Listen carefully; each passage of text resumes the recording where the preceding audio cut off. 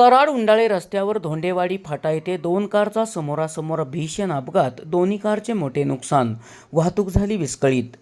घटनास्थळावरून मिळालेल्या माहितीनुसार कराड उंडाळे रस्त्यावर धोंडेवाडी फाट्यावर ट्रॅक्टर व दुचाकीचा अपघात होऊन एकाचा जागीच मृत्यू झाल्याची घटना ताजी असतानाच पुन्हा त्याच ठिकाणी दोन कारचा समोरासमोर भीषण अपघात झाला।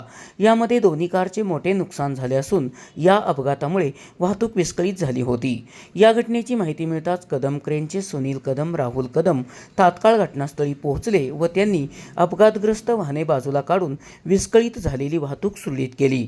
दरम्यान जाधव व पाटील पोलीस कर्मचारीही घटनास्थळी पोहोचले व त्यांनी अपघातग्रस्तांना मदत केली। धोंडेवाडी फाटा या ठिकाणी क्रॉसिंग असल्यामुळे अपघाताच्या घटना वारंवार घडत आहेत।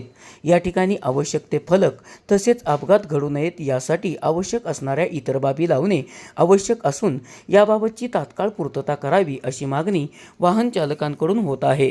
SP ओरिजिनेटिव्हसाठी सुनील परीट, कराड।